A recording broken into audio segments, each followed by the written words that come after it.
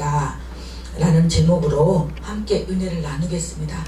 지금 사순절을 우리가 맞이하고 있습니다. 4월 5일이 식목일인데 그 4월 5일이 부활절입니다. 이 사순절은 예수 그리스도의 고난과 십자가를 우리가 깊이 묵상하면서 회개와 경건으로 우리가 준비하는 기간이에요. 그래서 이 기간은 회개와 기도와 금식과 말씀 묵상으로 우리가 경건히 겸허히 우리가 예수님의 그 십자가의 고난과 십자가를 기리는 귀한 사순절 기간입니다. 그래서 우리가 금식 꼭 먹지 않는 것만이 금식이 아니라 어떤 보여지는 거, 보는 거, 유튜브라든가 TV든가 우리 말에도 금식도 해야 되고 행동에도 우리가 자제하고 절제하고 그런 하나님 앞에 그런 시간이 됐으면 좋겠습니다. 예수님께서 공생애를 시작하시기 직전 전에 40일 동안 금식하며 기도하신 것으로 기념하는 기간이에요. 이 사순절이. 이 사순절에 우리가 이제 이 에베소서를 교회론이라고도 하는데 이 교회를 통해서 하나님께서 우리에게 주시고자 하시는 복과 하나님께서 우리에게 주시고자 하신 하나님의 그 뜻과 섭리를 우리가 오늘 알아보는 귀한 시간이 됐으면 좋겠습니다. 우리의 이 몸을 보면은 눈, 손, 발, 심장이 각각 역할이 다릅니다. 근데 눈이 나는 발이 아니니까 필요 없다고 말할 수 없고, 손이 나는 눈이 아니니까 쓸모없다고 말할 수가 없습니다. 왜요? 우리 눈이 없으면 어떻게 우리가 앞을 보겠어요? 또 그렇다고 입이 없으면 우리가 어떻게 말을 하고 어떻게 먹을 수 있겠습니까? 또 귀가 없으면 어떻게 우리가 들을 수 있어요? 다 그런 것처럼 몸에 한 몸인데 서로 다 각각 한 역할이 달라요. 근데 모두 다 필요해요. 교회도 마찬가지인 것처럼 기도하는 사람이 있는가 하면 찬양하는 사람이 있고, 섬기는 사람이 있는가 하면 이렇게 말씀을 전하는 사람이 있어요. 그래서 우리 모두가 이렇게 모여서 그리스도의 몸을 이루는 교회가 됩니다. 이 건물을 우리가 교회라고도 하지만 에클레시아, 예수 그리스도를 믿는 무리들 모임을 갖다가 에클레시아, 교회라고도 한다는 것입니다. 그래서 고린도전서 12장 26절을 보면은 만일 한 지체가 고통을 받으면 모든 지체가 함께 고통을 받고, 우리가 가족에서도 누구 한 사람 아프면 가족이 아프면 같이 내가 아픈 것처럼 가슴이 아프잖아요. 마음이 아프잖아요. 그런 것처럼 우리는 이 교회, 이 한 공동체, 영의 가족들이라는 거예요. 그래서 우리는 이 한 몸을 예수 그리스도께서 우리를 대신해서 십자가에 못 박혀 죽으심으로 말미암아 우리가 제사함을 받고 영원한 생명을 얻었어요. 그래서 우리가 다시 예수 그리스도께서 3일 만에 부활하셔서 다시 오시겠다고 말씀하신 그 재림, 우리에게도 똑같이 우리의 부활이 다시 똑같이 적용된다는 거예요. 그래서 우리는 정말로 우리 다시 예수 그리스도의 부활로 말미암아 우리의 모든 어떤 사상이나 이런 모든 것들이 다시 새롭게 부활되어지는 놀라운 역사가 있어지기를 예수님 이름으로 축원합니다. 그래서 교회는 서로 연결된 공동체예요. 그래서 첫 번째로 교회는 그리스도의 몸입니다. 십자가로 세워진 교회예요. 성경은 교회를 건물이라고 말하지 않고 교회는 예수 그리스도의 몸이라고 말씀합니다. 오늘 말씀처럼 이 교회는 그의 몸이니 만물 안에서 만물을 충만하게 하시는 이의 충만함이니라. 지금 이 충만하게 하시는 이의 충만함이니라, 이 말은 그만큼 소중한 반복되어진 단어는 굉장히 중요하다는 뜻입니다. 그래서 처음에 인사로 시작하고 또 하늘에 속한 신령한 복이 무엇인가, 그리고 이제 바울이 기도가 이렇게 해서 나오는데, 오늘 이 머리는 예수 그리스도, 우리는 몸의 지체. 고린도전서 12장 27절에 보면 너희는 그리스도의 몸이요 지체의 각 부분이라. 따라서 교회는 서로 필요로 하는 공동체예요. 그래서 두 번째로 교회는 그리스도로 충만한 공동체입니다. 이 본문은 교회를 그의 충만함이라고 말합니다. 여기서 충만은 헬라어로 플레로마이라는 뜻을 갖고 있는데 충만한 완전한 상태이면서 명사예요. 근데 에베소서 5장 18절에 오직 성령으로 충만함을 받으라, 여기는 같은 충만인데 같이 연결되어지는 게 이 플레로오는 플레로예요. 여기는 아까는 플레로마인데 여기는 플레로인데 채우다, 가득하게 하다, 성령이 사람 안에 계속 역사하여 채워지는 상태예요. 그래서 오직 성령으로 충만함을 받으라. 계속 우리는 성령으로 충만함을 받아야 돼요. 그래서 성령께서 우리 사람 안에, 우리 안에 역사하여 채워지는 상태예요. 그리고 이 교회는 이미 완전한, 이미 충만한 완전한 상태에서 채워진 상황이고요. 근데 오직 성령으로 충만함을 받으라는, 우리는 늘 우리가 성령 충만을 받아야 해요. 오직 성령의 충만하라고 아니고 받으라고 했잖아요. 그래서 우리는 늘 성령의 충만함을 받아야 돼요. 그래서 늘 우리는 한 번의 일회성으로 예배 드리는 것이 아니라 늘 우리가 주 안에서, 하나님 안에서, 성령 안에서 예배를 드림으로 말미암아 그런 것들이 다시 부어지고, 또 그 안에 우리 심령의 내면에 생각에 잡고 있는 더러운 것들을 오직 이 예배를 드림으로, 받음으로, 성령 충만을 받음으로 그런 것들을 이길 수 있고 승리할 수 있다는 거예요. 그래서 교회는 사람의 생각으로, 사상으로 채워지는 곳이 아니라 그리스도의 은혜와 성령으로 채워지는 곳이라는 것입니다. 그래서 여기서 보면은 먼저 하나님 우리 아버지 1장 2절에 보니까 하나님 우리 아버지와 주 예수 그리스도부터 은혜와 평강이 너에게 있을지어다. 이 사도 바울의 편지를 보면은 먼저 자기를 먼저 소개하고 그리고 이 문안 인사를 해요.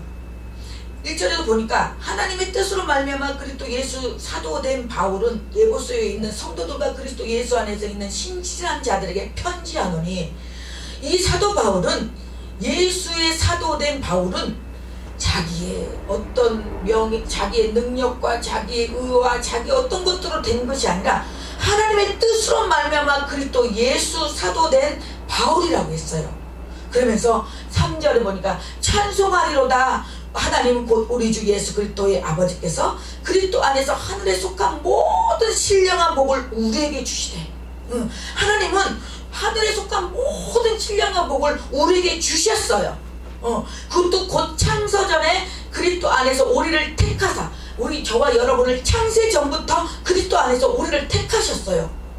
그래서 그래서 이 장로교에서는 이거는 칼빈의 예정론이라고 하는데, 우리를 사랑 안에서 그 앞에 거룩하고 흠이 없게 하시려고 그 깊으신 뜻대로, 5절에 보니까 우리 뜻대로 아니라 하나님의 그 깊으신 뜻대로 우리를 예정하사 예수 그리스도로 말미암아 자기의 아들을 되게 하셨으니, 그래서 우리는 우리에게 거저 주시는 바 그의 은혜와 영광을 찬송하게 하려는 것이라. 그래서 우리는 하나님 앞에 마음을 다해, 생각을 다해 하나님 앞에 은혜와 영광을 찬송을 해야 돼요. 그래서 우리는 그리스도 안에서 그의 은혜와 풍성함을 따라 그의 피로 말미암아 속량 곧 제사함을 받았어요. 그래서 예수 그리스도께서 우리에게 지혜와 총명을 우리에게 넘치게 하셨어요. 사람이 지혜와 총명을 넘치게 한 것이 아니라 예수 그리스도께서 우리에게 지혜와 총명을 넘치게 하셨어요. 그래서 그 뜻의 비밀을 우리에게 알리신 것이요, 그 기뻐하심을 따라 그리스도 안에서 때가 참 경륜을 위하여 예정하신 것이니, 1장 9절 말씀하고 있습니다. 이 경륜은 하나님의 섭리, 하나님의 이 통치 속에 우리가 모든 이 범사가 하나님의 뜻과 섭리와 통치 속에 이루어져 간다는 거예요. 그래서 범사에 하나님을 인정할 때 우리는 그 모든 일들을 우리가 이겨낼 수 있고 승리할 수 있습니다. 내가 만약에 어떤 일이 닥쳤을 때 사건 사고가 터졌을 때 정말 이 또한 하나님의 뜻과 섭리가 있을 거야. 예정하신 섭리하심이 있으실 거야 라고 그걸 범사에 그거를 하나님을 인정하지 않는다면 어떻게 살아요? 정말 저는 힘들어서 못 살 것 같아요. 근데 하나님이 천지를 창조하시고 나를 창세전에 예수 그리스도의 하나님의 자녀로 선택하셔서 이 모든 경륜과 이 과정 속에서 하나님의 자녀 삼아주시고 하나님의 백성으로 택하셔서 영원한 천국 백성 되게 하심을 우리는 그 하나님의 섭리와 통치를 인정할 때 우리 이 모든 일어난 모든 일들을 우리가 감당하고 이겨낼 수 있다라는 거예요. 우리 아는 목사님 중에 작년에 산책하다가 앞으로 이렇게 꼴끗딱 넘어지는데 안 다치기 위해서 팔을 이렇게 하면서 팔을 다쳤어요. 팔을 다쳐가지고 그 팔을 이렇게 이제 그 뼈가 이제 저기에서 팔을 수술하고 그 기간 동안에 또 수술하고 또 치료를 받고 그 와중에 또 아들 며느리가 직장 생활을 하니까 또 그 와중에 소년딸까지 이제 보면서 많이 이제 이 심령이 번아웃 된 거예요.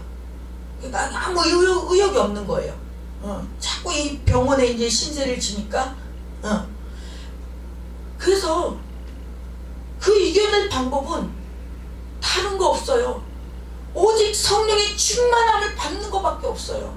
그거 오직 성령의 충만함을 받지 않으면 그거 어떤 거 이겨낼 수가 없어요. 그럼 자기는 좌절되고 무기력화되고 그럴수록 더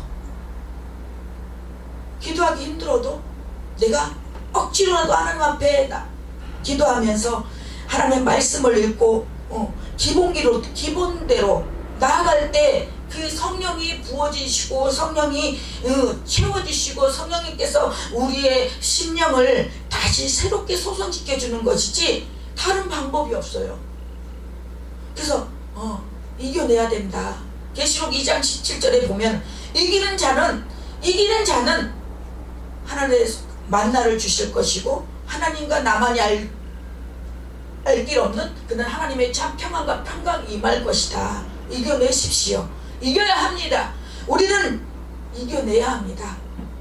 다른 방법이 없습니다. 여러분, 예수 그리스도 안에 문제가 다 해결이 있고 답이 있고 우리 인생에 문제에 해답은 없어요. 그러나 명답은 있는데 그 명답은 예수 그리스도밖에 없습니다. 예수 그리스도. 그분만이 우리의 모든 것을 감찰하시고 우리의 모든 것을 일거수일투족으로 아신 분이기 때문에 그분만이 해결할 자가 없으세요. 모든 일을 11절에 보니까 모든 일을 그의 뜻의 결정대로 일하시는 이의 계획을 따라 우리가 예정을 입어 그 안에서 기업이 되었으니, 이 말은 하나님께서 모든 일을 아버지 뜻대로 그의 뜻대로 예수님의 뜻대로 결정대로 일하시는 분이에요. 그분은. 그래서 그분의 계획을 따라서 우리가 예정을 입었어요. 그래서 우리가 예수님을 우리의 계획과 우리의 생각과 우리의 방법으로 예수님을 끌고 가는 것이 아니라 우리는 예수님의 방법과 예수님의 계획과 예수님의 일하심을 따라 우리가 따라가야 돼요. 그분의 통치 아래 있어야 돼요. 근데 어때요? 많은 사람들은 내 방법대로, 내 편리하기 좋은 대로, 내 생각대로 예수님과 딜해요. 예수님, 하나님 이렇게 해주시면 저 이렇게 하겠습니다. 그렇게 예수님과 딜을 해요.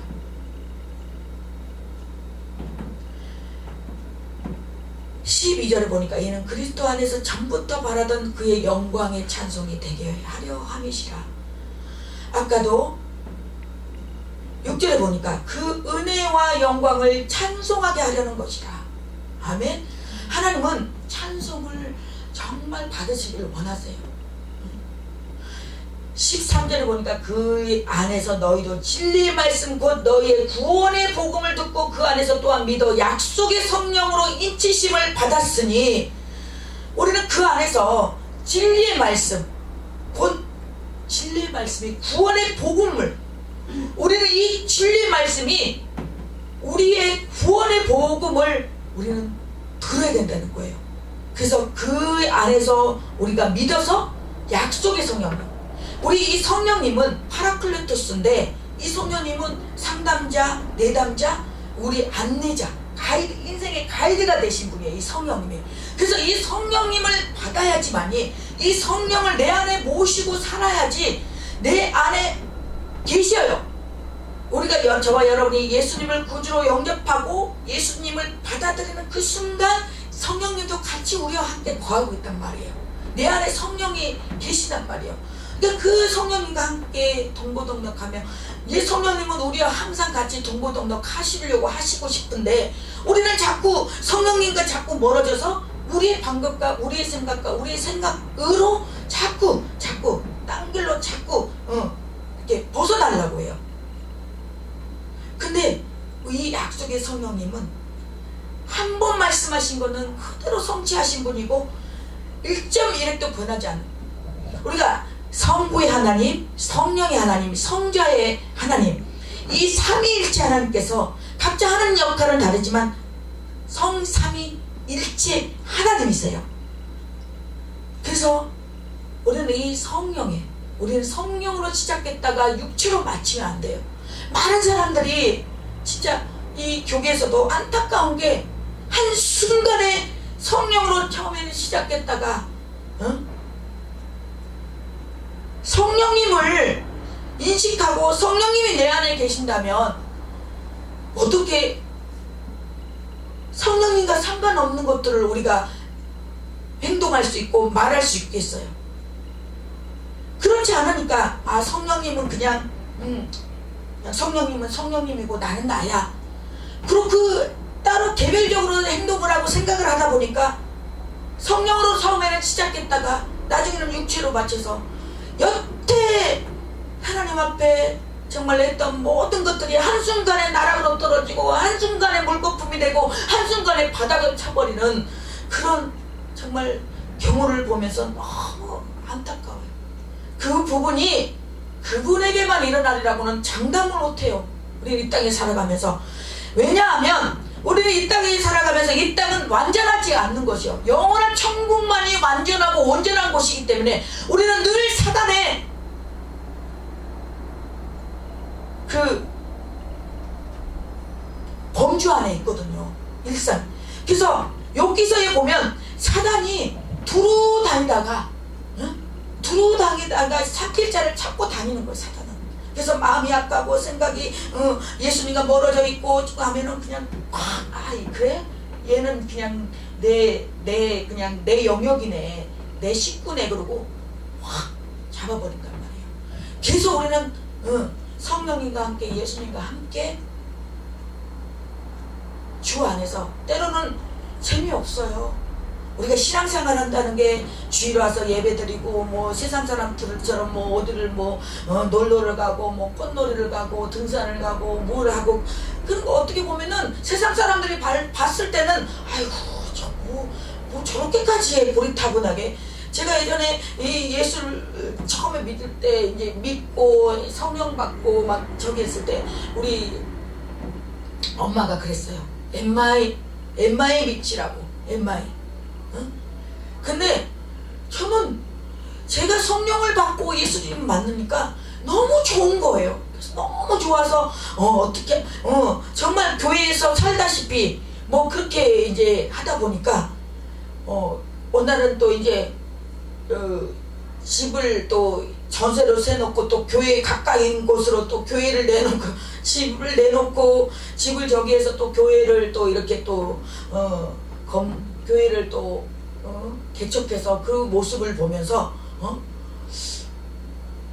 저희 부모님이 굉장히 그 부분에 가지고 굉장히 의아하더라고요. 그래서 그분들에게 이제 이해를 시키고 또 이렇게 하는 부분에서 이제 또 세월이 가고 또 믿음이 이제 또 말씀이 들어가고 하니까 이제 이해를 하고 이제 하늘나라에 가셨지만, 우리는 14절에 보니까 성령님께서 약속의 성령님께서 우리의 기업의 보증이 되십니다.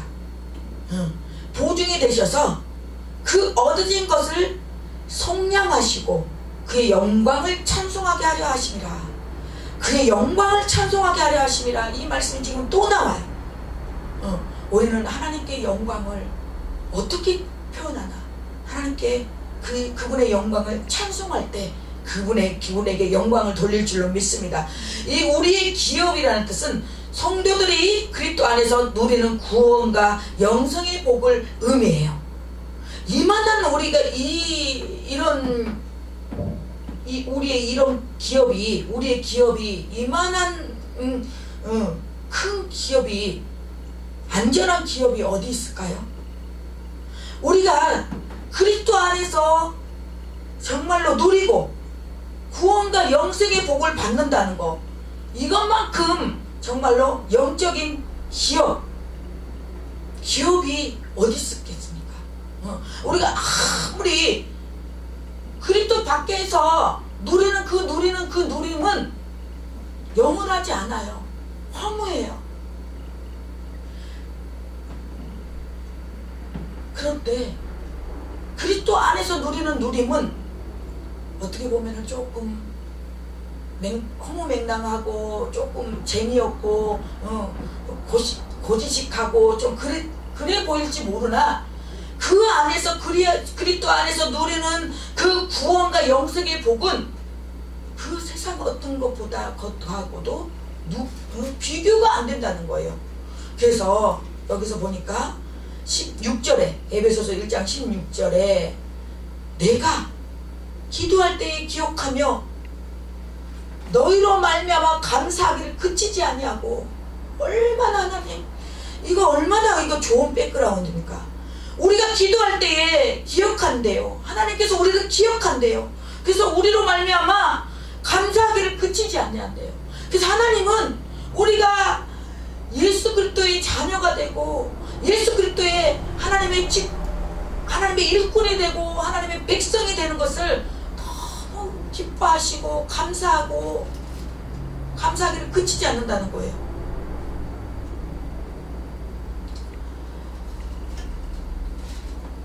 17절에 보니까 우리 주 예수 그리스도의 하나님 영광의 아버지께서 지혜와 계시의 영을 너에게 주사 하나님을 알게 하시고, 하나님께서 우리에게 지혜와 계시의 영을 우리에게 주지 않으면 하나님을 아버지라고 부를 자가 없다고 했어요. 그래서 우리는 늘 하나님 아버지께 지혜와 계시의 영을 구해야 됩니다. 솔로몬이 무엇을 구했냐면 부도 구하지 않고